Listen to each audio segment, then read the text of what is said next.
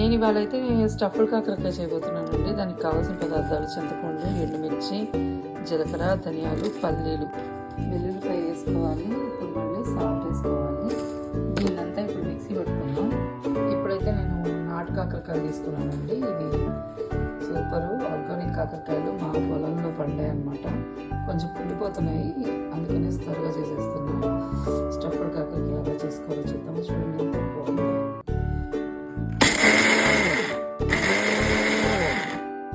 Mixie పట్టుకున్నాక ఈ powder అయితే ఇలా వస్తుంది.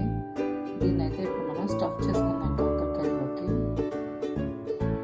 దీన్నైతే మనం చేసుకొని ఏం చేసుకోవాలి చేసుకొని నాటు పెట్టి దీనిలోకి స్టఫ్ చేసుకుందాం.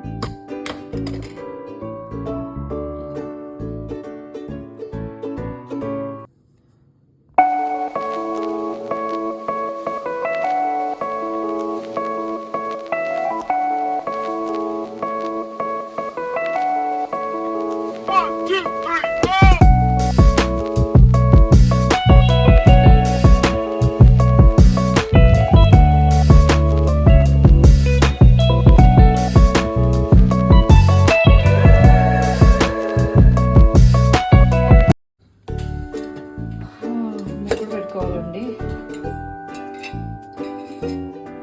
ఆయిల్ వేసుకోవాలి. పోపు దినుసులు.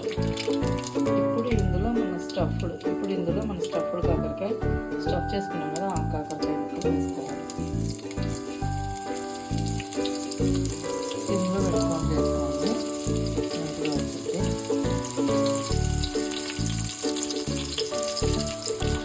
ఇలా మనం సిమ్లోనే ఒక కాసేపు ఇది బాయిల్ అయ్యే వరకు ఇలా ఉంచుకోవాలి. కాసేపు చూసారా, నోరూరించే స్టఫ్డ్ కాకరకాయ రెడీ. అంతే అండి.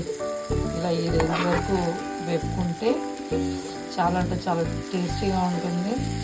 కాకరకాయ లవర్స్కి మంచి మంచి ఫుడ్ ఇది. చాలా సూపర్గా ఉంటుంది. ట్రై చేయండి.